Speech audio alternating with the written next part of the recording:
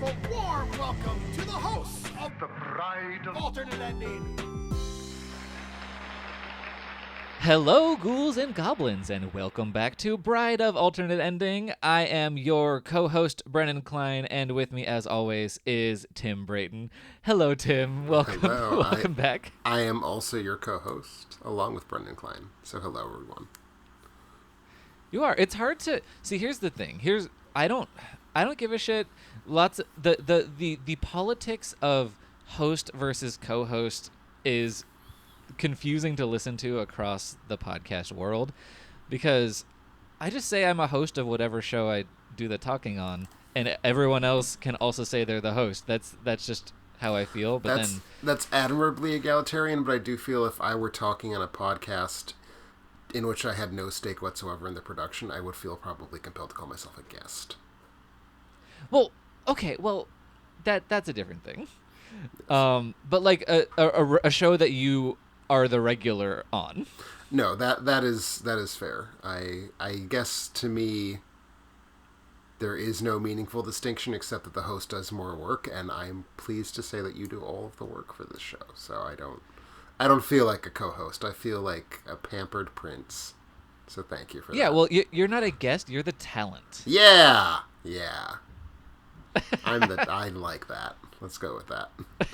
Okay, great. And the thing that the talent and I are here to discuss today is the second film of Remakes Month, but it's also secretly kind of the third film of Zombie Month. We're talking about 1990's remake of Night of the Living Dead. Obviously, the original classic came out in 1968, directed by George A. Romero, who does have he wrote the screenplay for this one. He was involved. Heavily invested in this was not just a cash-in job for him. He was on set. He, I believe, has a producing credit. There are rumors that he sort of showed Tom Savini how to direct, because it was directed by Tom Savini, that he sort of did some scenes of this movie just to kind of get Tom Savini in the flow. Whether those rumors are true, who can say? But at any rate, Romero was very, very invested in the creation of this film. Yes, and Tom Savini is also very involved in the history of the George Romero zombie post Night of the Living Dead, because he did the makeup effects and appeared in Dawn of the Dead. He did the makeup for Day of the Dead also. I don't have that at my fingertips, but it is what is true in my head. Yeah. Let me see if I can pull that up real quick while we're talking. Because go ahead. Oh, yeah, no, but yeah, Tom Savini, incredibly famous makeup designer. He worked on Friday the 13th, Creepshow. His Romero credits include not just Dawn and Day of the Dead, but, as you say, Creepshow, Martin, and everyone's favorite George A. Romero film, Monkey Shines. Oh, my. I didn't actually know that Savini worked on that. I just learned it right now. I regret to say that I have not seen Monkey Shines. Can't speak to its makeup effects, but I imagine they're good. They almost had to be. Savini was a genius. He worked on, for me, I would say probably his best work is The Prowler, because the kills in that movie are so upsetting to witness. To the point that I kind of wanted to turn it off at one point. I was like, is this too much? I feel like The Prowler does have extraordinarily good, especially for what amounts to just a completely forgettable Friday the 13th knockoff. And if I recall correctly, I believe that was Savini's favorite of his career. Well, he's got good taste. But also as... Go ahead. I was just going to say, also as an actor, he appeared as a Sex Machine in From Dusk Till Dawn, another great Savini moment. I do not recall that performance, because it's been some time since I've seen that movie, but I will certainly defer to your wisdom on the matter. Get this, Tim. He has a gun mounted in his crotch, and when it gets into firing position, it looks like it's a dick. That's pretty good. It's pretty clever, can't lie. And also, randomly, he played a teacher in The Perks of Being a Wallflower. That is wild to me. I completely forgot. Yeah, I've never seen it, but I just stare at that credit on his IMDb and just ponder what that could possibly mean. I mean, it means that the movie was made by movie guys, which I feel it was definitely made by music guys. I'm not surprised to hear that they were also movie guys. Well, that makes sense. But we are here to talk not about Perks of Being a Wallflower, which is a film that I do not care for, even though I know it is well beloved. But it's from the director who went on to make Dear Evan Hansen. And it co-stars the man who would go on to kidnap a family and hold them on a farm. Non-binary person, Ezra Miller, just for the record. I apologize. But that does not preclude them from being A deranged lunatic. Yeah. Oh my God. Warner Brothers is having a moment. I don't want to derail this podcast. I've had the conversation, what is going on with The Flash, so many times in this week, because I truthfully believe it is the single most interesting story happening in the industry right now. It's wild.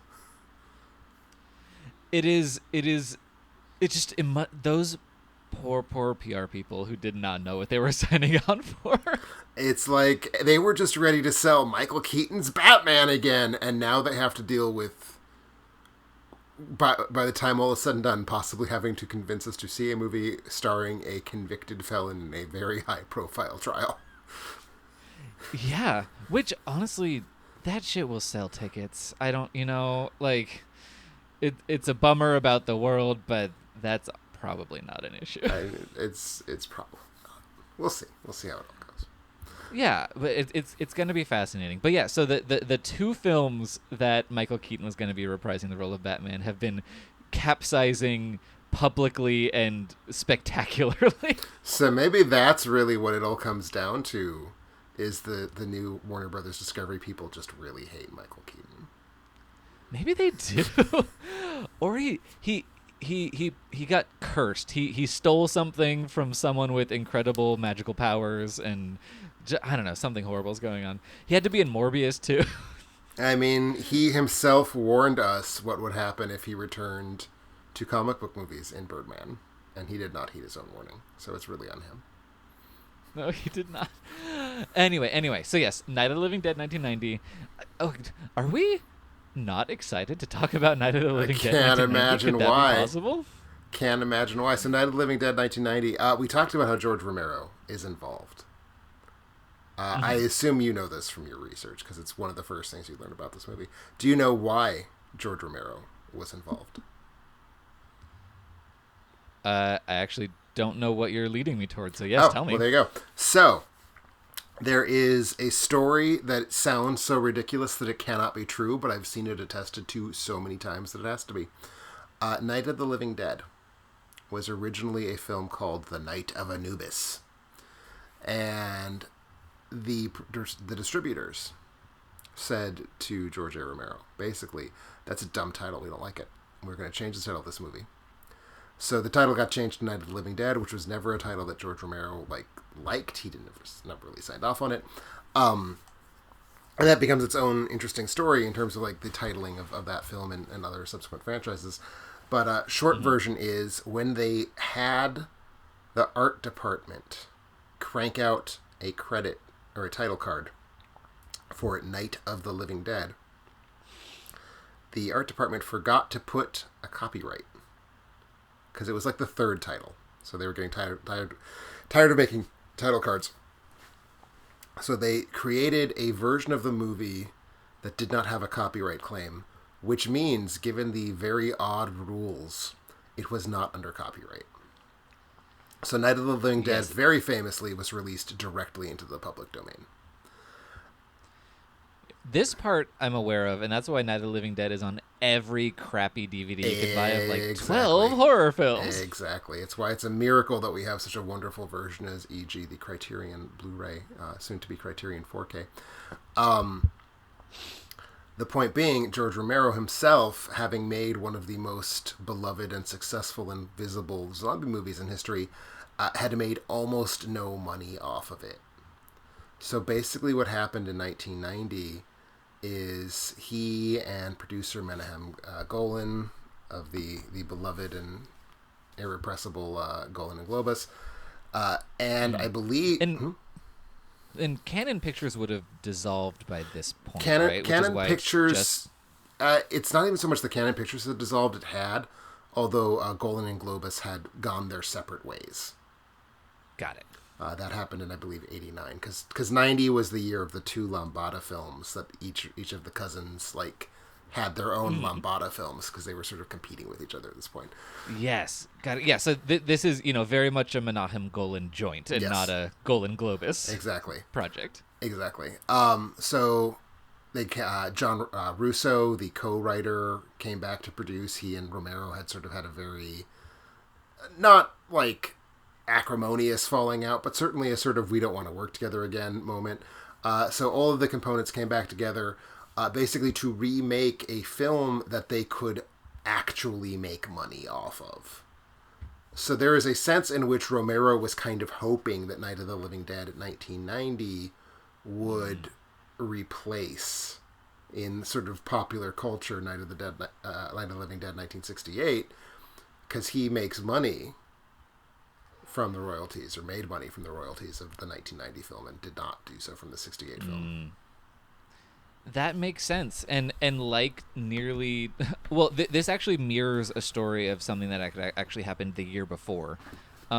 So Wes Craven, he made Nightmare on Elm Street, which is a masterpiece. But the subsequent films really almost immediately tossed Freddy off the rails. It really went in a direction he was not pleased with, to the point that he made Wes Craven's New Nightmare as kind of a response to that in 94. But in 89, he made the movie Shocker as an attempt to mount a brand new supernatural horror slasher franchise that he could have the control over. And just like this movie, it did not give him exactly what he was hoping for. Indeed not.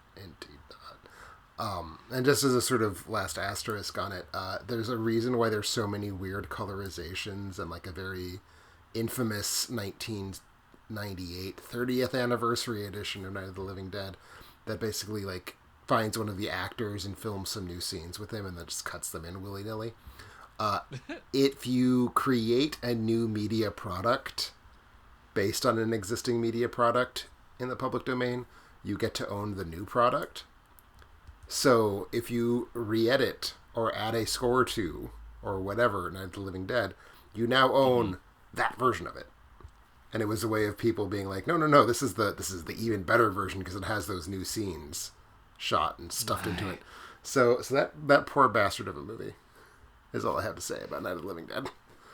Yeah, that's a really ridiculous rule and such a enormous shame because him trying to own that movie in a different way 22 years later, which also it's wild that it was only 22 years later. I was reflecting on this. It was 22 years later, which means that we are a decade past the point where the 90 film was as classic, quote unquote, as the original one was at the time it was remade.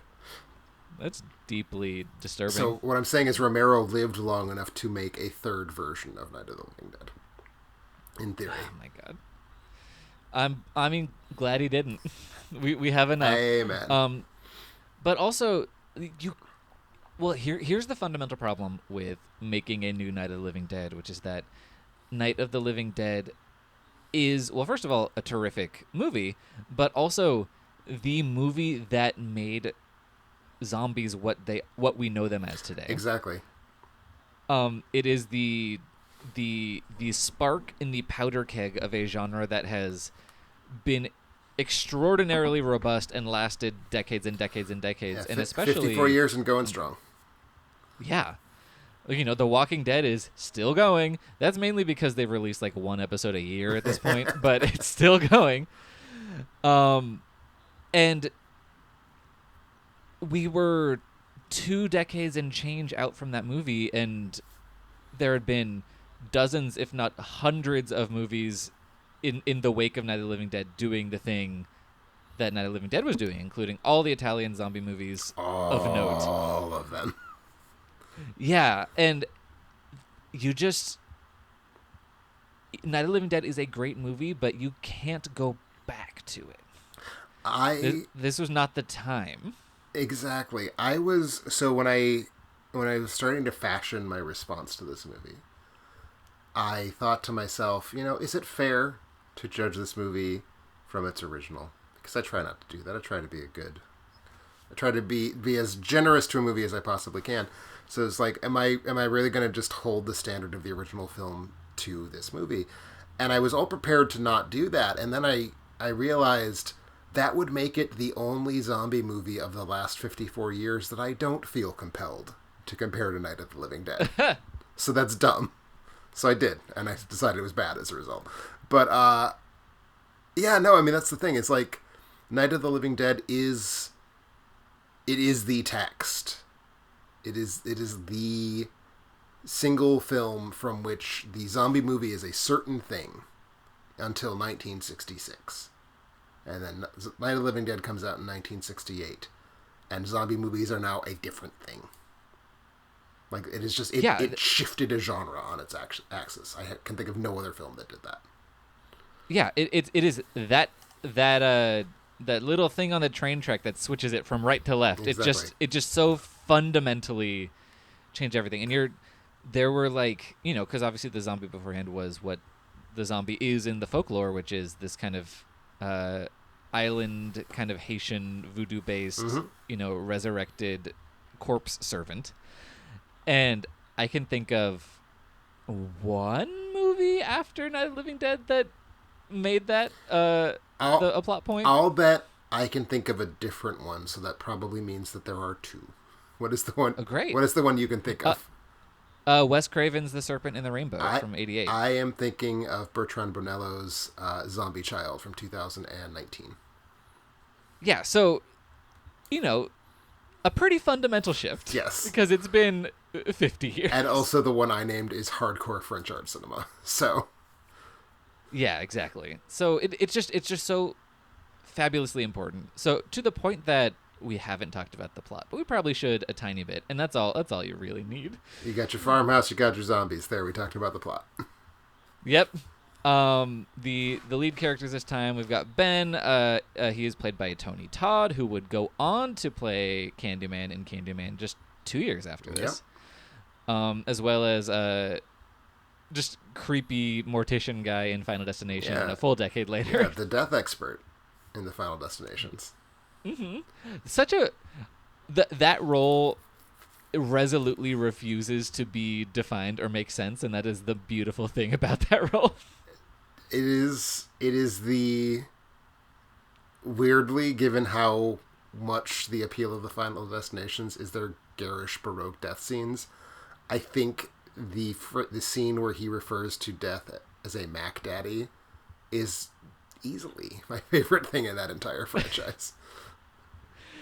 He relishes that, but we're not there yet. We're not there Although yet. Oddly, Tony Todd is introduced in this film holding a crowbar that looks like it's a hook coming from his hand, and I was like, that couldn't have been a reference. That couldn't have been a Very reference. strange. It is not the only thing in this film that I had to remind myself wasn't a reference, to be frank, and we'll I'm sure get to the other thing, but yeah, this is kind of where Tony Todd's association with horror period begins, right? Like, he is not in horror movies prior to this, I don't think.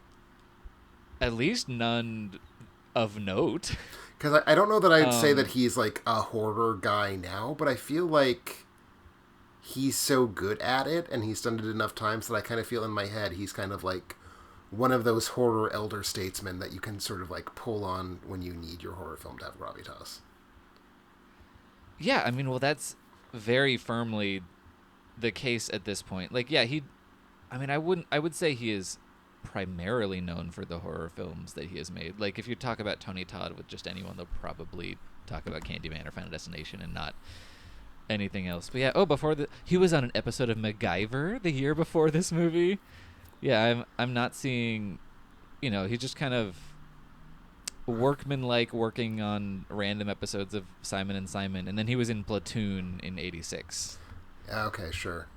I am probably speaking to the circles in which I run, but I would say for me, the first thing I associate Tony Todd with is not horror, only because he is in an episode of Star Trek Deep Space Nine that is one of the, like, very respectable candidates for best episode in the history of the Star Trek franchise.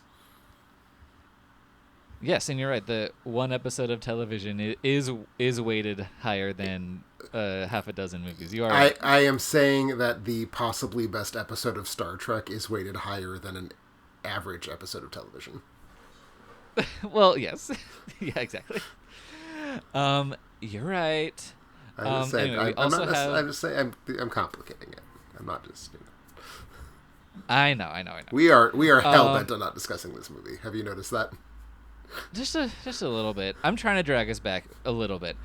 Speaking of horror people, Bill Moseley is very briefly in this movie. Was not sure what to do with that. Yeah, it was really peculiar. He plays Johnny, which is Barbara's older brother, who, says the famous line, "They're coming to get you, Barbara," at the beginning when he's trying to creep her out when they're visiting their mother's grave. In this case, he says it twice somehow. Yeah. Well, because I would say... So here's what I expected coming into Night of the Living Dead, 1990.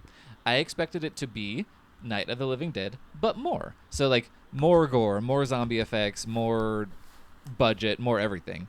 And the first act is where the more is extremely prevalent, especially in that line. I think that line is indicative of, like, we're just going to do it again. Fuck it. Mm-hmm. Give us more. But then they kind of settle back into just doing Night of the Living Dead, but in color. It's really weird, and I'm sure we'll talk about that. But yeah, so the weird thing is, like, they open the film with him saying that line over black, and then they cut to the scene of Johnny and Barbara driving to the graveyard where the film properly opens. And then when he gets to the graveyard, he says the line again. So it's this weird case of the first time we hear the line, he clearly did not deliver it in universe. They literally just, like, plugged it in there because it's like, this is what you know from Night of the Living Dead. So it's this really weird case of the movie that has been designed to kind of usher us into the Night of the Living Dead is also playing on the iconography of the film as though we already have thus been ushered in. And I find it just very odd. Yeah, that's a weird instinct. Yeah, because you're right. It is so divorced from any sort of context. Exactly. Huh. Because, like... But yeah, anyway, No, I based on when he said it, I was like, oh, well, he's already taunting her, but then we actually get the conversation. It's like, no, that cannot possibly be the explanation. Yeah, I don't know. I will fully admit, well, I mean, you have probably seen Night of the Living Dead a lot more than I have, but I will fully admit we might be misremembering that he only says it once in the original film, but he certainly doesn't say it over black in such an ostentatious way. He certainly does not say it over black in an ostentatious way. I think he only says it once. I wouldn't swear before that in a court of law.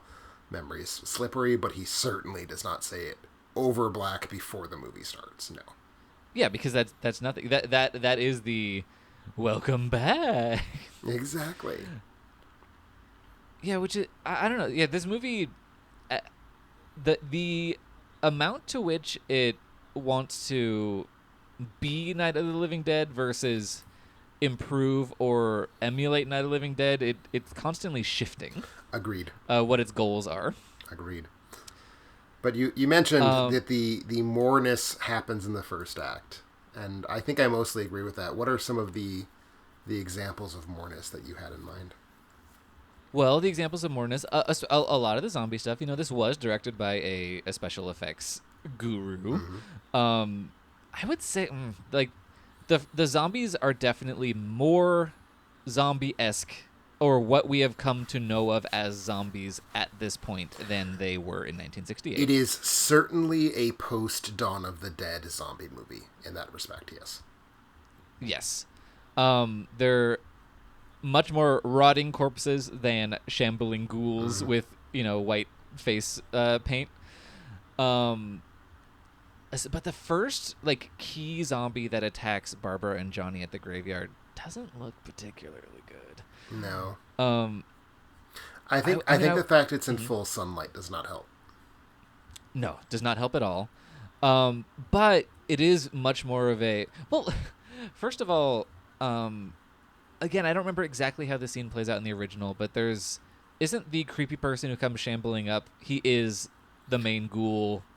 It is probably the narrative change that threw me the most, because it was so clearly a change for the worst. Is in the original film when Johnny says they're coming to get you, Barbara, and he's talking about two random people in the cemetery. They turn out to be zombies. They are literally coming to get her. In this film, he is like this weird, doddering old guy who's like apologizing over and over again. And presumably there's something amiss and he's been bitten and is turning or who knows what, but it's not clear. And it sort of robs the momentum of the opening a tiny bit, I think, to have him not actually be a present threat. Yeah, it robs the momentum because it's building to a jump scare rather than building tension about what the fuck is going on. Because part of what works so well in the original is that they see those people coming for like seconds. I mean, I forget exactly how long it is. It's been a bit since I watched the movie, but it's got to be at least 15 seconds between the time that we spot them on the far side of the graveyard and the time that they actually show up to attack. And that sort of speaks to the thesis of the movie, which really is you can survive this if you aren't being an idiot. And then, of course, the sort of tragedies that all the characters go on to be idiots. So the fact that the opening kill or the opening attack in the original movie is just like, we're just going to stand here and wait for them to catch up with us, kind of foreshadows the degree to which they're just going to catch us becomes kind of like how you die in this movie. Have it be a jump scare muddies that. Yes, it muddies that very much. But also another scene that is very emphatically interacting with the legacy of Night of the Living Dead, because they know that you know that this figure in the original movie is a zombie, and so they want to surprise you by revealing that he's not. Mm-hmm. So it's a really peculiar situation going on, and one of only what I would describe as probably 5, maybe a half dozen major changes that I noticed in the movie, and almost all of them are for the worse, and one I would say is at best a lateral move. I feel like a lateral move or for the worse describes all of the changes I can come up with as well. And I think, so part of what makes it complicated to say what changes is one of the changes that gets made is that Barbara, upon arriving at the farmhouse, does not immediately fall into a catatonic state. She remains active. She remains basically the film's protagonist. And that does have some like knock-on effects that it just by definition has to, because we now have no characters who are in a catatonic state in the movie, and we have one more action lead. So there are a lot of things that get changed to accommodate that, but in a sense I feel like those end up being more sort of inevitable changes than like we made a conscious artistic choice. But those all feel like minor ripple effects to the big choice. I would agree. And to me, after that choice, like after she gets to the farmhouse and like is still in full command of her faculties, I didn't really notice another choice, like another change we have made, until like the last 5 minutes of the film. Yeah, the last 5 minutes are substantially different for several reasons, even though they follow the same beats. But the only other big change between Barbara coming out of a catatonic state or refusing to slip into one and that ending, I would say, is the way that, well, spoiler alert for Night of the Living Dead, the young girl murdering her mother has been changed. Although, again, that scene is paying homage to the original scene in a way that's frankly insulting. It is really bothersome to me, because like it's not my favorite single thing in the original film by any stretch of the imagination, but it is the moment that I sort of talk about in a way that crystallizes what the film is doing, because it is a profoundly upsetting thing. And I think if you're in 1968 and you've never really seen a gory horror movie, because they didn't really exist before 1968, that has to just feel like this, like, this arrival of some sort of hideous alien concept of nihilism into movies that just does not exist prior to this movie. And by altering and lessening the impact of that, it really does just completely...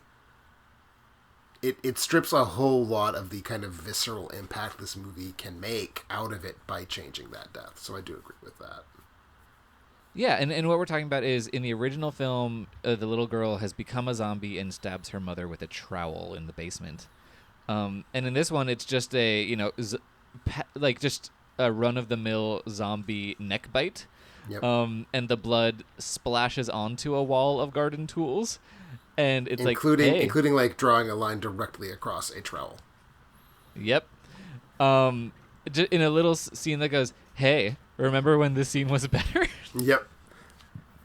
And I'm just like, I get that choice is motivated. So I will say, and I don't even know if I consider this positive or not, this version of the story feels of a piece with Day and Dawn more than the 68 film does. And yes.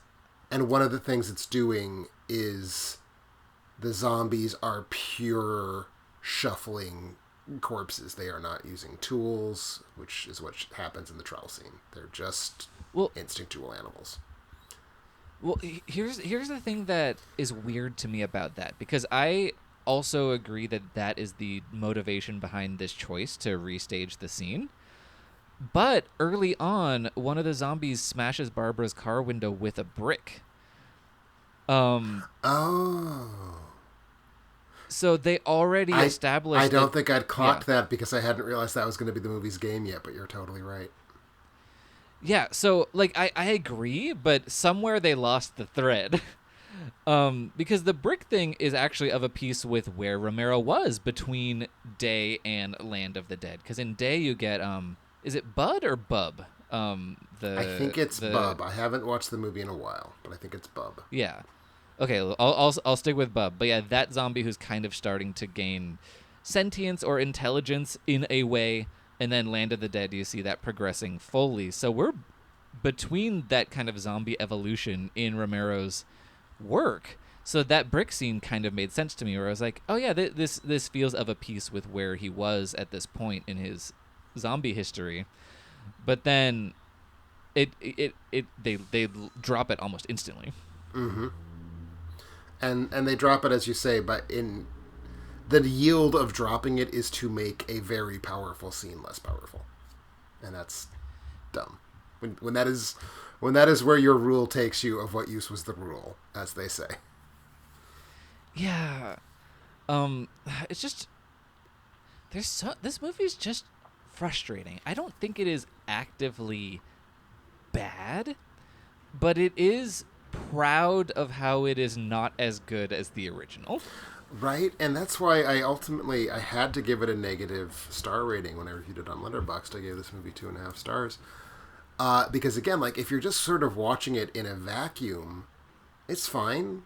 It's got some good zombie makeup. It's got some pretty solid performances. Never sorry to see Tony Todd in a movie. Never once in my life have I been like, ew, fuck, you cast Tony Todd. Yeah. But he even has hair in this one. Yeah, I know. I was thrown. He was such a baby. Yeah. But every creative choice, every one of them, either does no harm or does harm relative to the original movie. Not one single choice, I think, improves upon the original movie. And it's at this point, why are you making the choices that are just kind of lateral and neutral? Fine, I get it.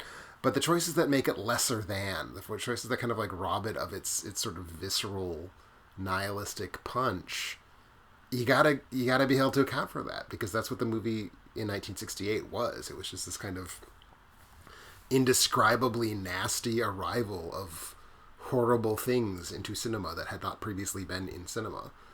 So if your Night of the Living Dead does not make me feel profoundly hopeless and nihilistic, why are we even here? Basically. Yeah. Yeah, and okay, so let me I want to I didn't we didn't fully flesh out the moreness of the first act, so I don't want to get too far off track. That's fair. So That's fair. basically, you do get Barbara showing initial signs of maybe being an action hero. She actively fights back against one of the zombies, stabs it in the shoulder with the kind of flower thing that she brought to stick in the dirt by the grave. I dug that. That was a cute moment to me when it's one of those little like crosses on wire that you like shove into the dirt in front of a grave, and she sticks it in a zombie. It's good because it feels kind of like, again, I think part of the thing that these movies in general are good at, and I think Dawn makes it more explicit than Night, they are demanding that humans, the characters in the movie, do things that feel perverse and sacrilegious in a way to survive. It's like you have to view the dead as like a fundamentally other thing. They're not your loved ones. So I think the idea of taking like the funeral decoration for their mother and shoving it into a zombie feels like it's kind of nudging us in that direction. Like it is a profane thing to have done. Yeah, that is an excellent way to put it, and it's just a solid gag all around. It is. And then there's another one of there's a zombie that has its kind of back broken that's still trying to crawl around. That's a pretty cool. It's pretty good visual, yeah. Yeah, and but actually, other than that, we did yeah. skip ahead a little bit because one of the other more things, this really goes all in on giving Johnny and Barbara a backstory and like making their dead mother who they're visiting, which is not the case in the '68 film. If I recall correctly, they're visiting their dead father. But they really like lean in on the degree to which Johnny apparently greatly disliked their mother in life, and he feels very angry that Barbara's sort of obliging him to go to the grave, and Barbara doesn't seem to have particularly liked her mother either, but is trying to be a good daughter in death rather than a good daughter in life. And it's this whole thing that ends up paying off not at all, but it does give them like a solid 90 seconds of just high density backstory that was not present in the original. Yeah, they're really, I would say probably failing, but they're trying to give Barbara more of a character, because she also drops a line later on where she's like, I've lost enough and I couldn't lose anymore. And I'm like, what the fuck are you talking about? Is it that Johnny died in a way that caused you no emotional distress? Because that's the only thing I can imagine you're talking about. Yeah, exactly. It's hinting at a sort of backstory that we never plumb, which is fine. You don't need It's to. not The a movie movie's that- about a bunch of people in a cabin trying not to die. You don't need. They don't each need to have a monologue explaining where they came from in life. Yeah, exactly. Like you at no point learn what Tony Todd has been up to before this exact moment. Right. But yeah, it's just peculiar because it's kind of like, hey, I have a backstory, but I'm not gonna let you know what it is. But anyway, okay. Well, let's talk about Barbara. She's played by Patricia Tallman of Babylon 5 and not a lot of other No, things. by I trade, know she about. was a stunt woman. She didn't really do a whole lot of acting, although I think Babylon 5 is almost undoubtedly what she's best known for, just because Babylon 5 attracts the kind of fan base that is going to have that level of intensity and knowing people for things. Yes. So yes, we have this kind of, short hair action heroine, non-comatose Barbara, who, spoiler alert again, survives the movie. Yep. And is much more of a protagonist, linking every scene of the movie from beginning to end than we get in the original film. Agreed, 100%. This is one of the ones that I think of as a lateral move. I had a nice time with her, and I do get frustrated with comatose Barbara in the original film. Tell me how you feel. I would agree that it's a lateral move. It's probably the most like prominently lateral move. I get why they did it in terms of giving us a single through line of a protagonist. I get that they're trying to, we've just had a decade of slasher movies that have very much normalized the idea that your survivor is a woman, hence the final girl. I get that they're trying to make, in as much as the original is a kind of parable about racial tensions in the 60s, and Romero always sort of demurred and denied that that's what he was doing, but it's really hard not to read the film that way. I think they're sort of trying to make this a bit more about gender roles, and so it makes sense to have a more active female lead. So these choices all make sense to me, and I think Patricia Tallman's performance is perfectly fine. I don't think it's one for the ages, but I think that it's good enough for what the movie is calling on her to do. I think it's more than sufficient. And I take your point that Comatose Barbara annoys you a little bit. I do really like, in a sort of psycho way, that the original film hits a point where we've seen a character who's been resourceful. Like Barbara in the first act of the movie escapes the zombies, dodges the zombies, like figures out how to get into the house. Like she's making choices, she's being thoughtful, and at a certain point the just inexplicable horror of it all hits her. And she just kind of collapses, and she's collapsed for the rest of the movie. And I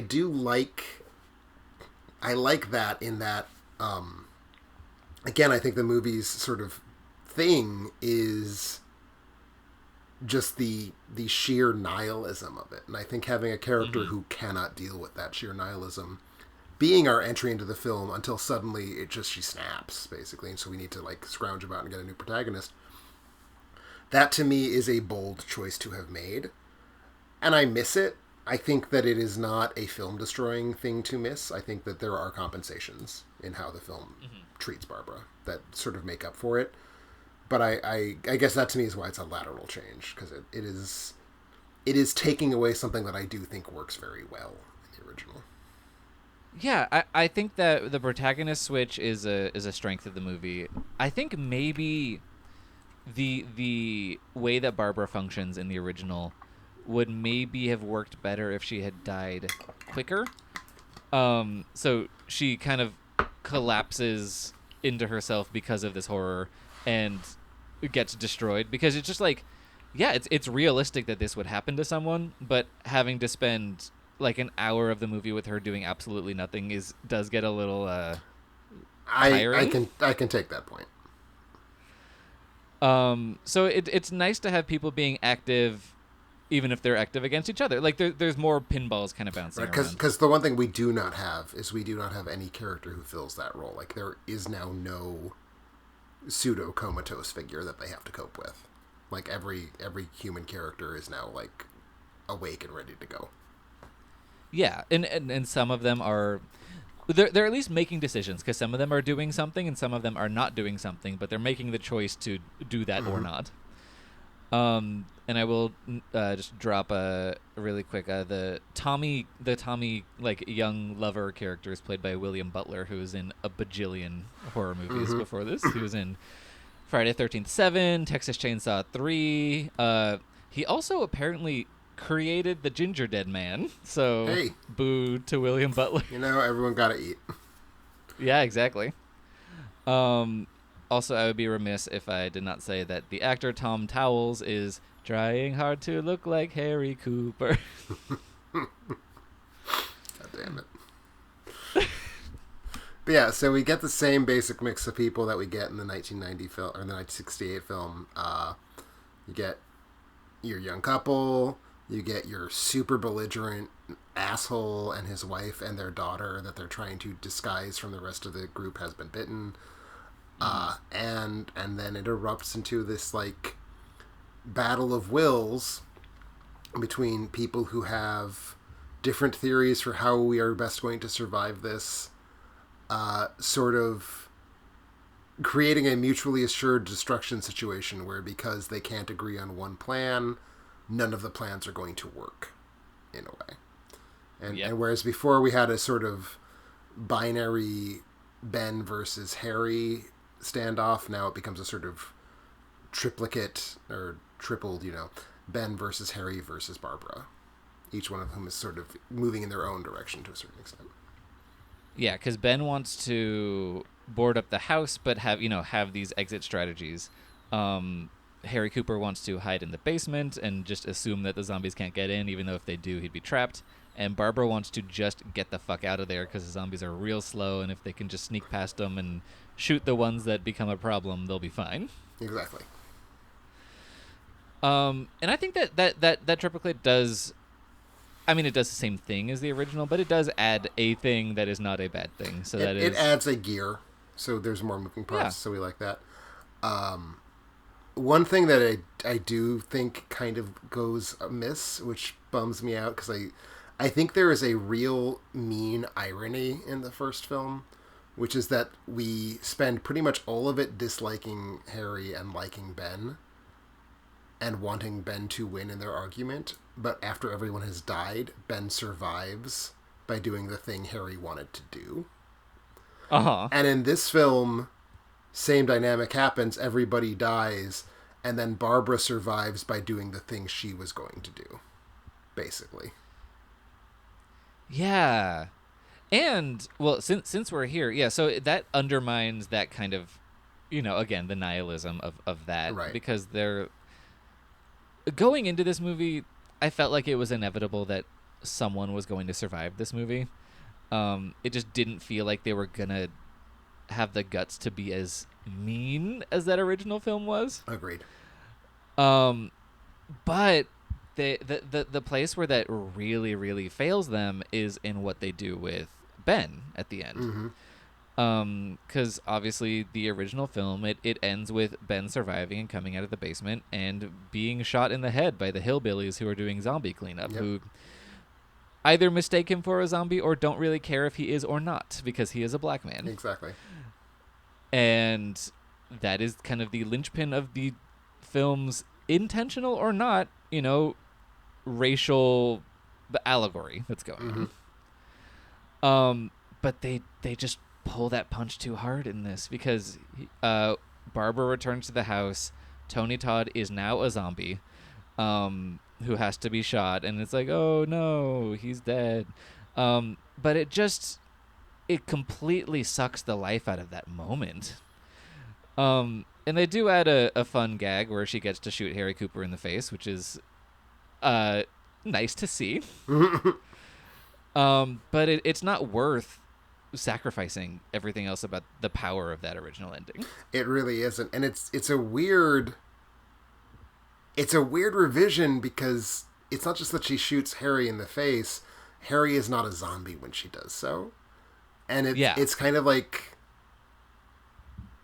I get that, like, the point is to show that, it is now a horrible and hard world, and she has become a hard person who's willing to make these very tough decisions. But it also feels like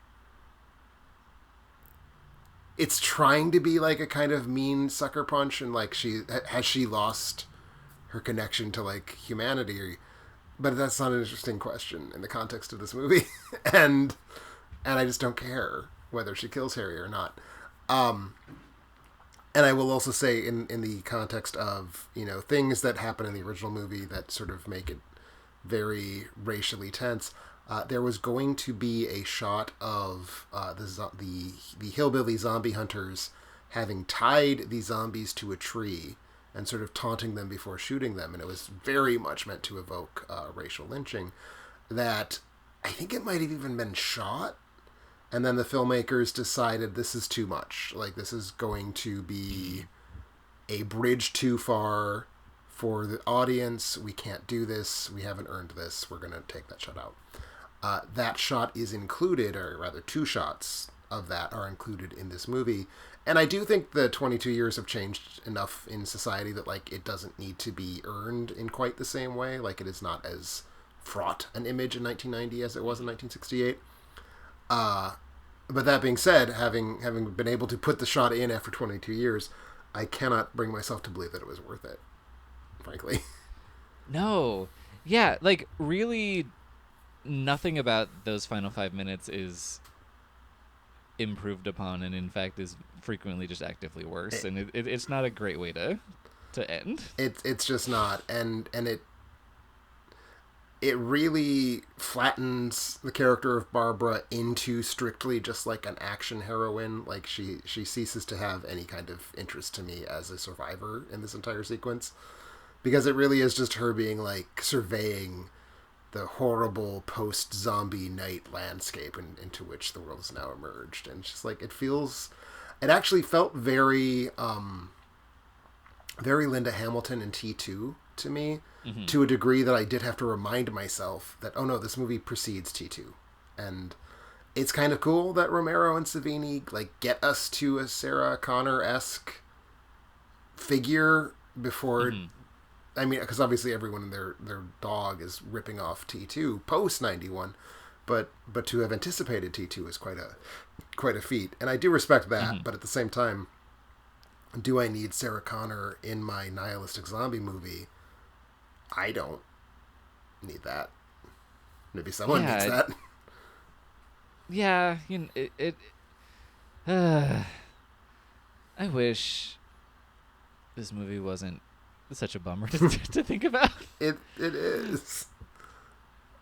Oh, well, okay, one last thing where they were kind of being playful in a way that did not really land for me is on the side of the farmhouse has been painted the phrase M. Celeste, which is a reference to the Marie Celeste, which is the famous ship that was found absent of crew and passengers. One of the big, like, mass disappearances of history, like Roanoke or the, you know, stuff like that. And I was like, what is this trying to say to me? And it's weird because even just at the level of text, it doesn't fit as well, because in the original, we're never precisely sure what happens to the owners of that house. We know that there are zombies. Maybe those are them. Maybe they just got killed by other zombies. It becomes more or less explicit text that the zombies Barbara initially encounters were the owners of the house. Yeah. And so it's not even a Mary Celeste situation in the way that it kind of is in the original film. Yeah, it's very strange. And wait, so that's not involved, that phrase is not involved in the first film, is it? No, it is not.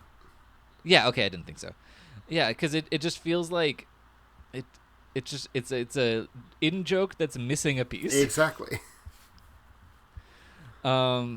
Anyway, that's what I have to say about this movie. Well, Do you have anything? The only other thing that I must touch on, it is very important to me to touch on it. Okay.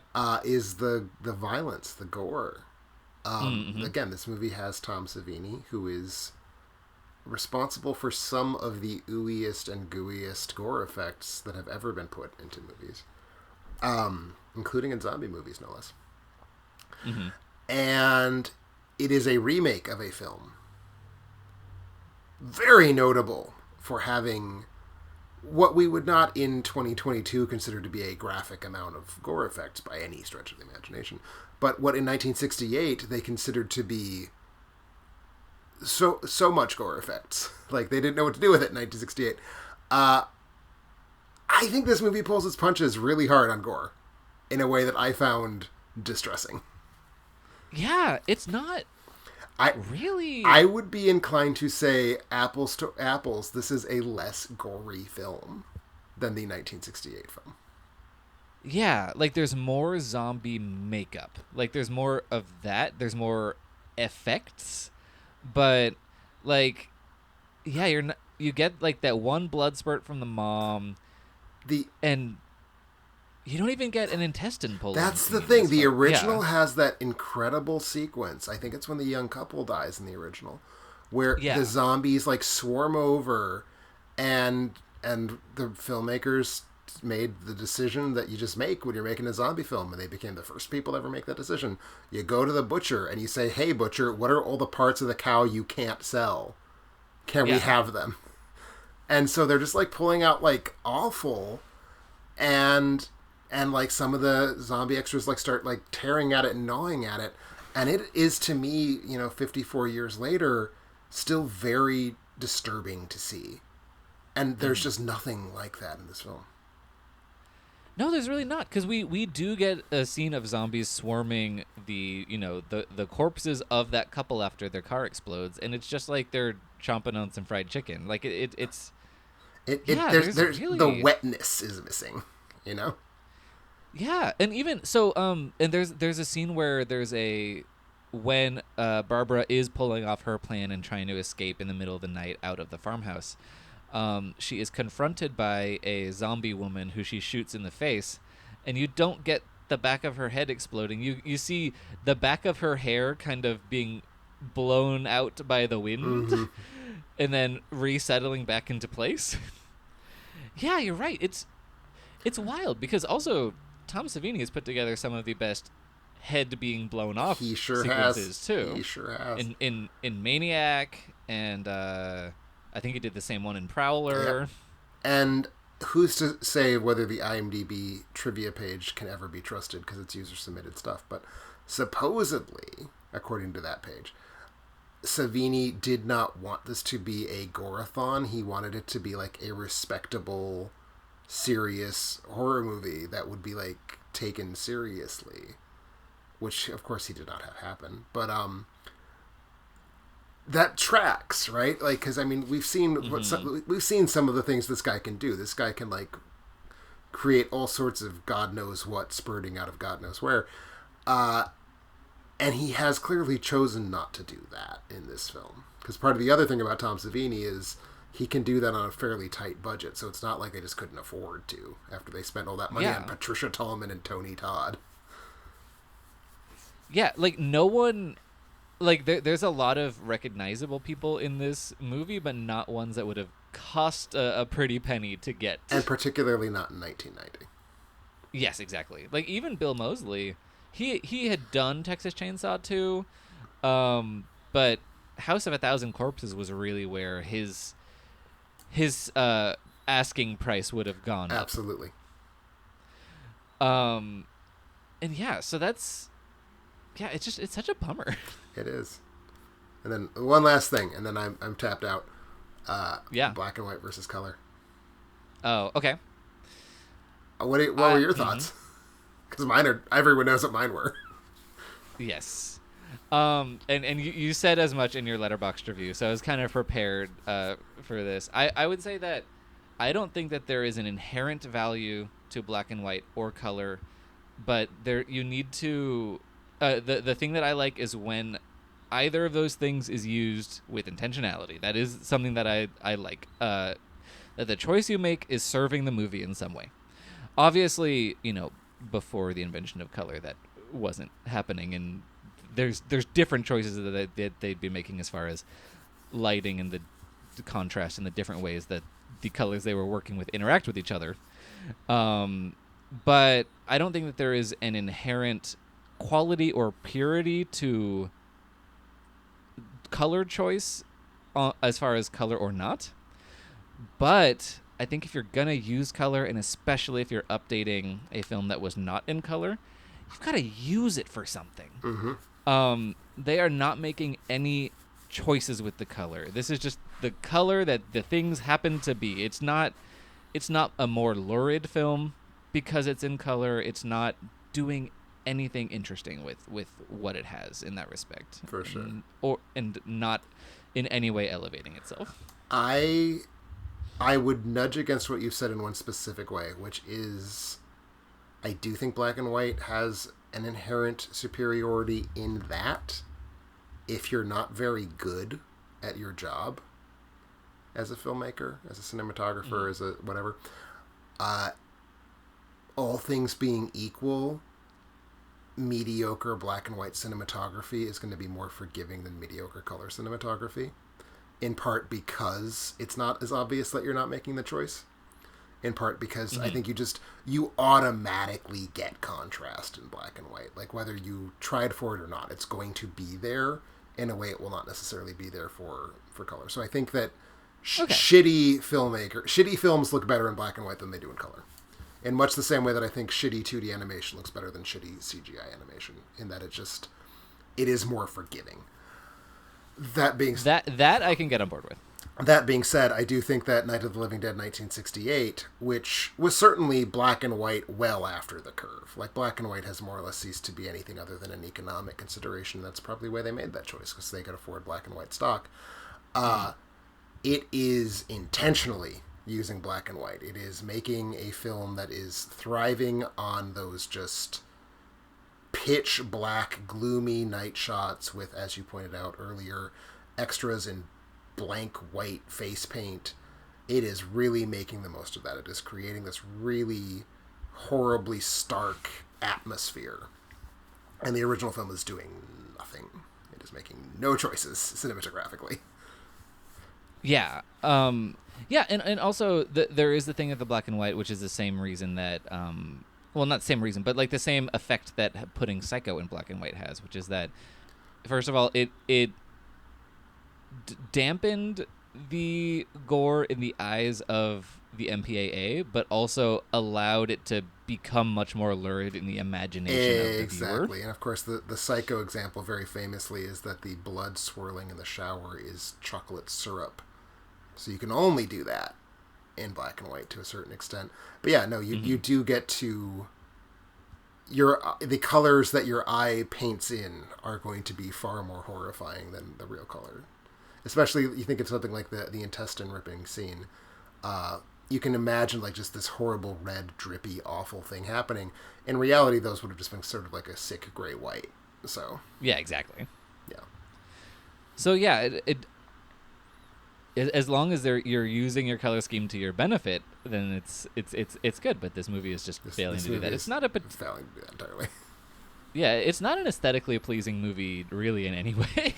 No, probably the single most aesthetically pleasing thing about it is, like, as the film progresses and Patricia Tallman goes into sort of like, again, Sarah Connor-esque tank top and crop hair badass, she becomes sort of visually iconographic in a way that I think is satisfying, but not creative, certainly. Yeah. Well, that was Night of the Living Dead 1990. We're both better film fans for having seen it. I concur.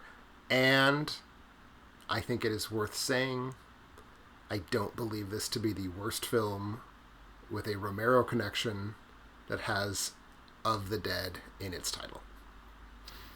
Okay, wait, which would you say is worst? I think it's easy to guess. I can never remember the order of Diary and Survival. Diary is the found footage one. It was the second of the second trilogy. Survival of the Dead is the island one. It's the third of that second trilogy. Okay, I would happily call this better than Diary. That's probably fair. Look, I watched. I would need to rewatch Diary before I commit to that. At some point, I I need enjoyed to it at rewatch the those time, too, but I yeah. was like 17. Fair enough. I don't think I enjoyed it at the time, and it has only made me sadder in retrospect. Diary and Survival both, I think, are pretty sort of movies. I like Land. Yeah, Land of the Dead is pretty solid. Yeah, Diary. I mean, look, that came out at a time that I was obsessively devouring found footage movies, and also had thus seen a lot of much worse found footage movies. Oh, absolutely. Uh-huh. But anyway, so that's a conversation for another day. That thus concludes Remake Month. So when we come back in September, we're going to have a very interesting topic as requested from us by Patreon Oscar-level member John Zilla. We're going to be discussing horror films with dinosaurs, which... if you're on the Patreon, keep an eye out for that. That's going to be coming up soon. Actually, at the time that this airs, it should already be up on the Patreon, unless I forgot, in which case, remind me. But we had to come up with 5 nominees for this option, and we wanted to avoid Tammy and the T-Rex because you just reviewed that on the site. Just reviewed it.